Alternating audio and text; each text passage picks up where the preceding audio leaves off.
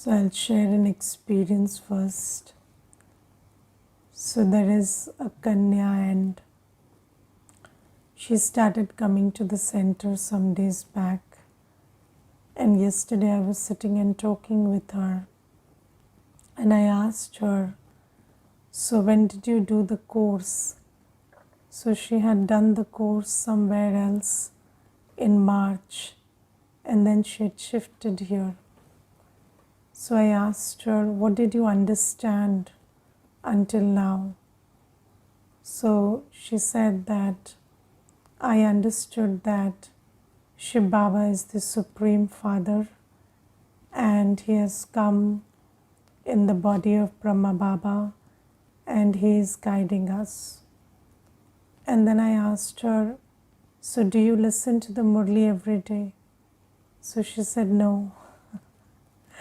I just listen to the Murli on Thursdays, Sundays, and if there is a center, I just visit. So I told her, if you understood that Shiv Baba is the Supreme Soul, and you understood that he has come, and you understood that he is creating golden age, and he is giving us the study for that, then why wouldn't you listen to the Murli every day?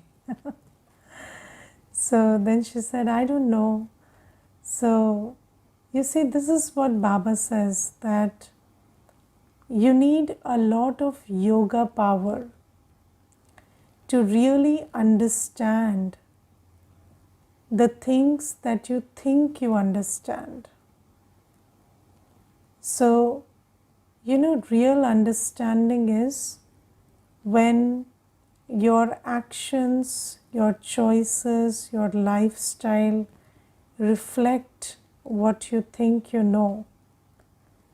But if there is a gap between what you know, what you speak, and what you do, that means you've not really understood.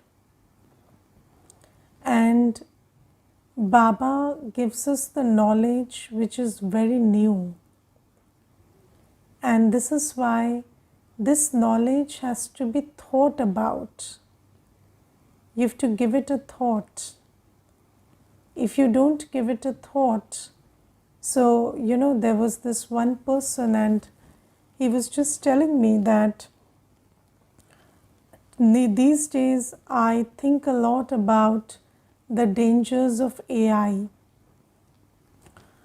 So I said, but how did you start thinking about it? So I said, I watched some stuff, some documentary, something, and then I just started thinking about, how we're just recklessly going towards a path which makes us very out of control. So I told him, and then he said, it's like something that really has created a worry inside me. And I feel worried about the way we are using phones and laptops and other stuff which is always listening to what you're doing. So I was telling him that, you see, whenever you think about something, then you start realizing it and it starts, it starts bothering you if it's something dangerous. But why would you think about something that you can't do anything about, but it only bothers you? Yes, but when you think about knowledge and you think deeply about knowledge, it doesn't create a sense of bothering. It creates a sense of calmness, strength, it's responsibility. It creates a sense of, I'm in control, because knowledge is all about who you are, what you're capable of doing, and it gives you the power to create your own destiny. So, but then you have to think deeply about knowledge. And Baba gives us the knowledge, but until and unless we sit in silence and churn the points of knowledge in remembrance of Baba, in the company of Baba, it doesn't really get instilled in us. So Baba says there is a lot of importance of knowledge, and there is a lot of importance of yoga as well. And knowledge is that which takes you across, but knowledge can only be internalized when you have yoga and you sit in the company of Baba and churn it. And every point of knowledge contains immense power, and it has the capacity to invoke your virtues. Every point of knowledge. But do you churn about it enough? That's the question. For example, today Baba says that I tell you the importance of Abu. Yes, but there are many children who have never visited Abu. Baba's children who have never visited Abu. And then there are many Baba's children who don't visit Abu frequently. So, Abu has to be visited every 6 months. If you understand the importance of Abu, that this is the place where Shiv Baba comes and grants everyone salvation. And this is the place which is filled with the blessings and the power of Baba's tapasya. So if you have that kind of, if you attach that kind of importance to Abu, then it will reflect in your actions that you make it a point to visit Abu yourself, and also make it a point to make your family members visit Abu. Because you know that, in bhakti they say, if the biggest, punya karma you do is make somebody visit a place of pilgrimage. Yes, you take them to pilgrimage. And Baba says, Abu is the true pilgrimage, the only place of pilgrimage, because it is in Madhuban that Baba comes and grants us salvation. So Baba says, would you not make it a point to visit Madhuban yourself and take your family members to Madhuban if you knew the importance of Madhuban? But most children don't do that. They don't even, give invitations. There are so many programs for newcomers, programs for everybody announced for Madhuban. But why don't people invite? Why don't even, Baba's children invite their friends and family or their colleagues or their known ones? Because you don't understand the importance of Madhuban. So Baba says, it's very important to understand every point of knowledge that Baba gives. And when you understand it, it reflects in your actions. And Baba says that when you understand knowledge, then how much knowledge you have understood will be reflected in the seva you do. So your seva is an indicator of the knowledge that you understand. And if you understand the knowledge, if you understand that, Baba has come and this is the time for every soul to receive mukti and jivan mukti, then would you not invest your body, mind and wealth in this task in this huge task that Baba is carrying out, from where everybody is receiving mukti and jivan mukti? So Baba says, what you understand is reflected in your seva. And if somebody doesn't do any seva, it means that they have not understood that Shiv Baba has taken on the responsibility of such a big task, so let me at least contribute one finger. Baba says those who contribute a full finger. And what is a full finger? A full finger is made of 3 parts: tan, man and dhan. So body, mind and wealth, that is the full finger. And Baba says those who support Baba's task with body, mind and wealth, those are the ones who have really understood knowledge. Because then they understand that this knowledge is, and you see, when you benefit from knowledge, then you understand it's so important that every soul receives this knowledge. And there is a huge task going on. There are so many children who have dedicated their lives and they are doing seva day in and day out. So at least we could support the whole yajna with body, mind and wealth. Even if I cannot take ownership of any task completely, at least let me be a support. So Baba says that is the sign that you have understood knowledge. And Baba today says that Baba is the Almighty, the highest on high, and we must have regard for Baba. And you know what is regard? So, you know, there is, I remember there was in one Murli, Baba used a very interesting expression. It was Langda Man. You know, Langda Man means lame regard.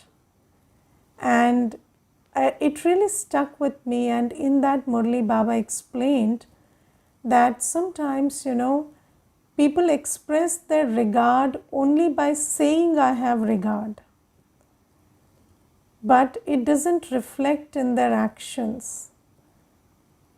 Yes, and that is called lame regard.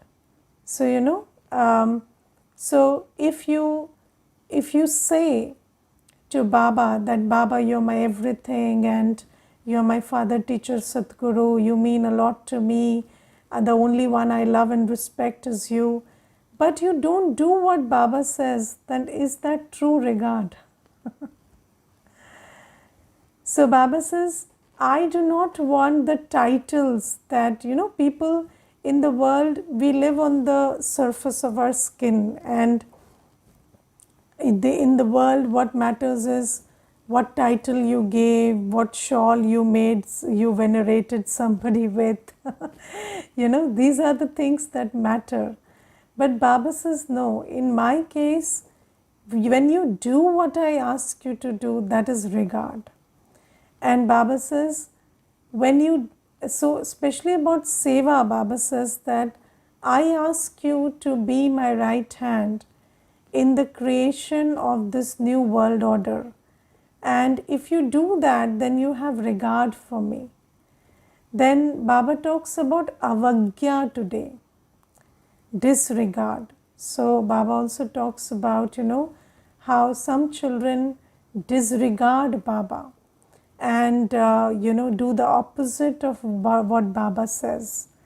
And one thing Baba says is, when you visit Madhuban, then Baba says, for Baba Milan, then you must know that when you visit for Baba Milan, you must be practicing purity of food, of, you know, the celibacy, and the purity of body, mind, wealth, purity of thought, word, action. So Baba says it's very important that you pay attention to purity and do not visit Madhuban in Baba Milan if there is not the dharana of purity. And Baba says this is regard. And if you disobey, yes, so there are many children who lie. There are many children who don't think that it's such a serious matter. And Baba says, if you disobey, then you receive punishment. Yes, and Baba says, I'll tell you one thing. So when it comes about, when it is about disobeying and disregarding, so there was this one person who said that nowadays there is only Baba Milan where they show a video.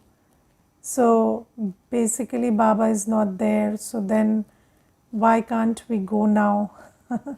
So there's this one person who said that to me, and I told them, you know what, Baba tells us that Baba is the Sat Guru who will purify us and will take us back with himself. And Baba says that all the gurus in the world, they leave, they don't take their disciples with them. They don't leave with the disciples, they leave without the disciples. But Baba has told us that he will not leave without us. So even after Brahma Baba left the body, Baba took a rath and he came and met us. So now when Gulzar Dadi left the body, so Baba knows that there is nothing new to tell children, because whatever knowledge Baba had to give has been shared. So that old recording is played, but Baba sits there because it is Baba's promise that Baba will come and meet children. That's why it's called Avyakt Milan. If it was not Baba's presence, why would it be called Avyakt Milan? So you cannot dismiss something that Baba says. So it's not like Baba doesn't come and meet children, but because there is nothing new to say, then why take a instrument and say it? So the thing that Baba has said, and that also accurately is repeated according to the drama, but Baba sits there, and those disciplines still have to be kept intact. So these things, we as humans, we think in a very body conscious way. And that's why we sometimes don't understand how Baba works. You think it's a big deal for Baba to take a third instrument? It's not a big deal. But why would Baba do that if there is nothing new to say? Why would Baba take? Baba never takes extra help. And anybody becoming a new instrument will be extra help that Baba takes. And Baba will have to compensate for that. So why would Baba take that extra help? Why would Baba take that loan? So Baba has already spoken what he had to speak. So he just sits in the hall while there is, that Avyakt Milan going on. And if you're really sensitive to Baba's presence, you will feel it. So Baba says that this is why you have to have regard for the rules, for the guidelines, for the directions that Baba gives you about everything. And today Baba talks about the direction that Baba has given, that remember Baba. And Baba says there are many children who don't follow that direction, and they continue to choke within. Yes, so there is always this, this wandering of the intellect. They are remembering friends and family, they are remembering things of the world, they are remembering news of the world. And then you see, these children, they don't realize that if you don't remember Baba, then slowly, gradually, you will become an instrument of disservice. Because you see, if you don't remember Baba, then your intellect doesn't have the refinedness. You don't become clean and pure. Your sins are not burned. Your vices do not leave you. And then what happens? You are living, you are one of the Brahmins, and then nothing about you is Brahmin like, because you're listening to everything, but there is no dharana. And then when you speak, you act, then that becomes a method of disservice. And the interesting thing about body consciousness is, in body consciousness, you never realize what you're doing. Yes, I've seen people suffer so badly that, your heart skips a beat seeing them, but then they don't realize they are suffering. They don't realize they are suffering. They only think that, this one did wrong, that one did wrong, but they don't feel the pain. They are so busy blaming that they don't even feel the pain of their suffering. And it is pathetic how body consciousness can make you behave, how body consciousness can just, take you away from the realization of what you're doing, what you've become. And I remember there was this one brother, he drank so much that his liver failed.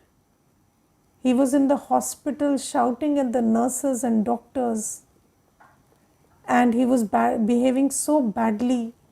And then I told him, you should meditate. He said, no, I don't need to meditate. These nurses need to meditate. They are not doing their job well. So I said, if there is something wrong with the nurses, then why are you suffering? So he said, I'm not suffering. I'm fine. I have money. I'm in the hospital. So you see, this is how your intellect gets damaged in body consciousness. And do you think that those children who do disservice, they understand they are doing disservice? They never understand. They only think that, whatever I'm thinking, whatever I'm doing is absolutely right. And they don't understand how much of pap karma they are creating out of it. But Baba says this will happen if you don't pay attention to Baba's Srimad, that you have to remember Baba. And if you keep choking in, this one said this, that one said that, you remember this one and that one, and you remember the things of the world, then slowly, gradually, you will become an instrument of disservice. And Baba says, if you keep regard for Baba's teachings, then you will become pure and serviceable. And it's, service doesn't require you to even open your mouth. If you're clean and pure, you do service anyway. Even seeing you is getting a glimpse of what Baba creates. So Baba says that this is very important, that you don't, Baba in Hindi says, gutka mat khao. Gutka means don't allow your intellect to keep wandering here and there, and getting attached in this problem and that problem, and getting messed up in this one's opinion and that one's experience. Just remember Baba. And this is very, very important. And I have seen children who finish their BK journey and they keep repeating, I am right, I am right, I am right. And they have everything they did, whatever tapasya they did, whatever seva they did, they just lose everything. And then Baba says, if you go into vice, then all the knowledge you have will flow away. Yes, because all the knowledge that you imbibed will not come to any use for you.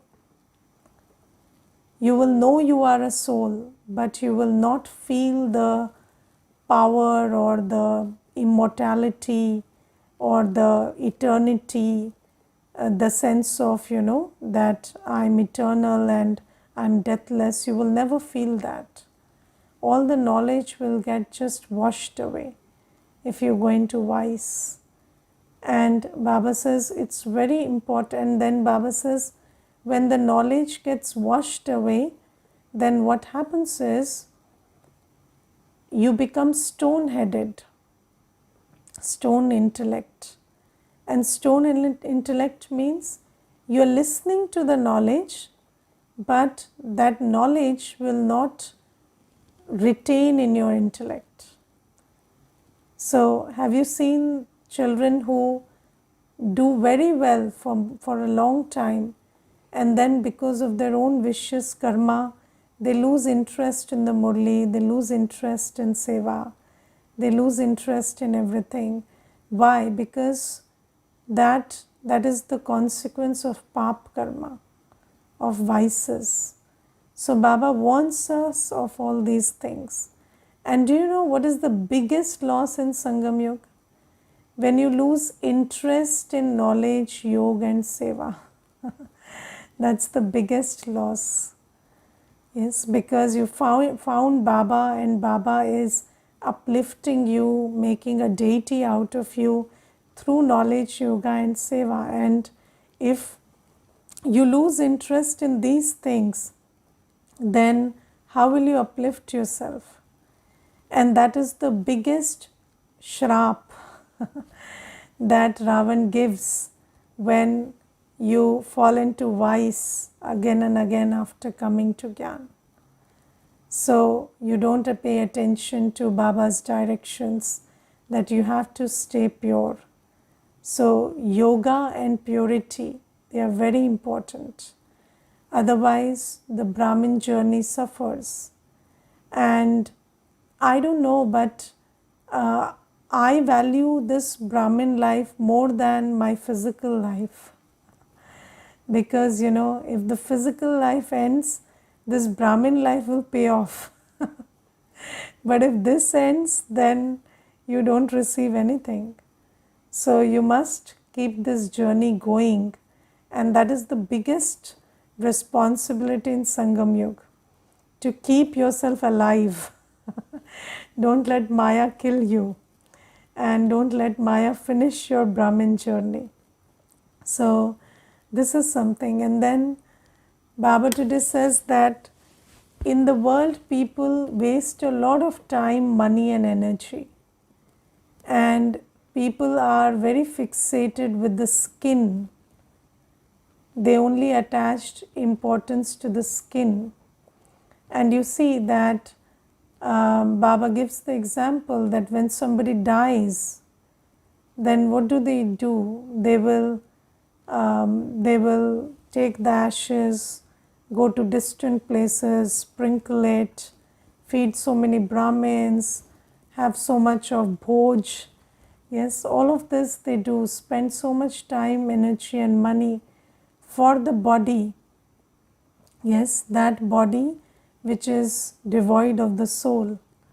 So Baba says all this is waste of time, money and energy. But people think that, and it is very morally inaccurate according to social standards if you don't do all that. Yes, and then they will tell you, the whole world will tell you that you are a bad son or a bad wife or a bad husband because you did not do all these rites for your husband or wife or parent who departed. Yes, but so there is a very flawed sense of responsibility. So the sense of responsibility doesn't lie in serving the soul while they are alive. The sense of responsibility lies in performing the rites after they are dead. So this is very interesting. So all the responsibility that you carry out is about how you dispose the body, what you do after that. So all those rites and rituals determine how good a wife you were, how good a husband you were, or how good a child you were. So this is how the world sees it. And Baba says that all this is just wastage. So when a soul leaves the body, in Satyug the body is handed over to the cremator and then over. They don't do all this in Satyug. So just think about it. In Satyug the body is pure, and you don't even do these things for the pure body. But in Kali Yuga, for the impure body, you do so much.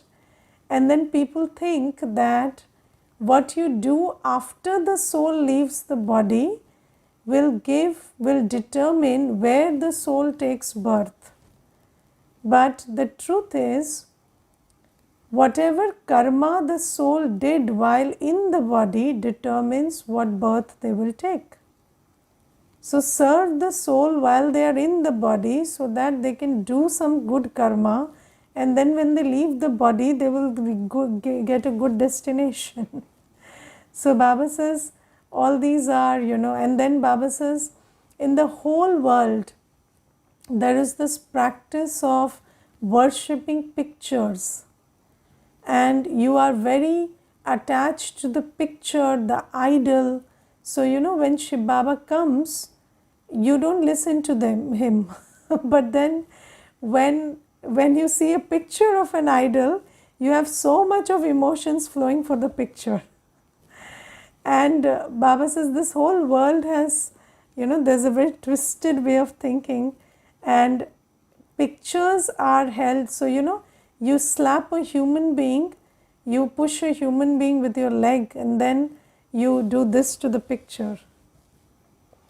So this is how you're treating the picture. And Baba says this whole world has gone crazy with just pictures. And I just think about this trend after Instagram. And in Instagram, it's all about the pictures, the image. Yes, you never think about the person behind the image. Yes, you how they are looking, how they are dancing, how they are talking, what jokes they are cracking. That's all that matters. And this is also about a picture, and you don't think about the soul. If you thought about the soul, what would you see? You will see a miserable soul, and you will send good wishes to the soul. Yes, you will not laugh at what they are saying. You will not find entertainment in what they are doing if you really saw the soul. Because you see, a soul who is so empty inside and vying for attention. And in any case, even those who don't apparently vie for attention, from knowledge we know that every soul right now is patit, and every soul is in sorrow. So if you really saw the souls, you would not take entertainment from them.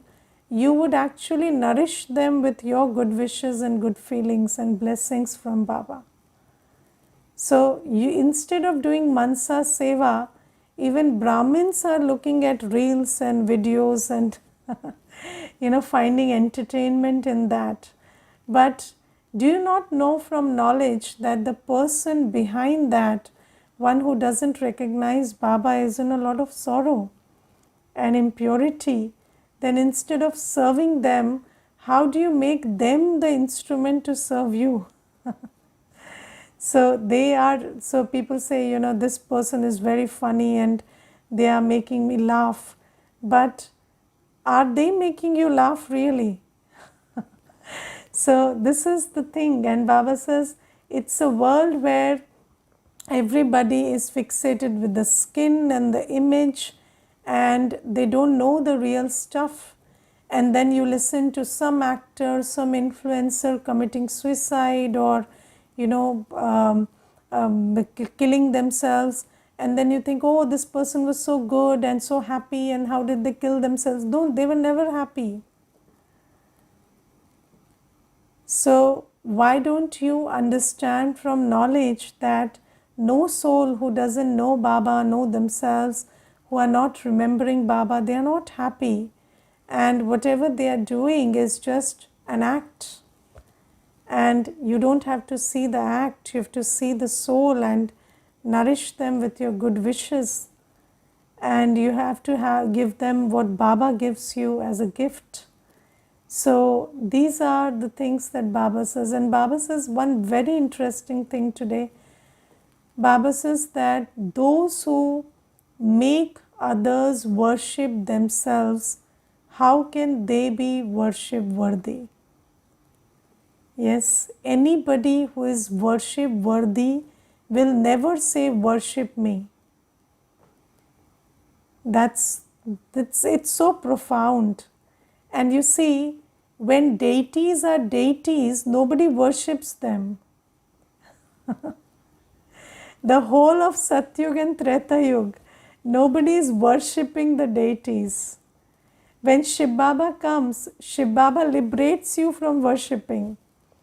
He says there's no need to worship me. But it is humans who are very body conscious, they say worship me.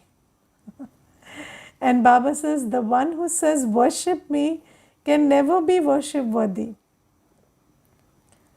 And this is such a profound thing that Baba says, and it made me really think that when you are worship worthy, you are never worshipped. When you fall down, you start worshipping and you start expecting people to worship you. Okay, Om Shanti.